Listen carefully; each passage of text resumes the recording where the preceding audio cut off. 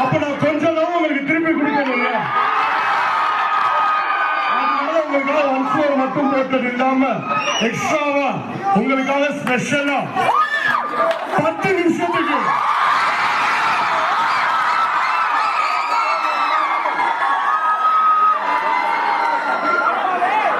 நிமிஷத்துக்கு 10 விஜயம் பாட்டு.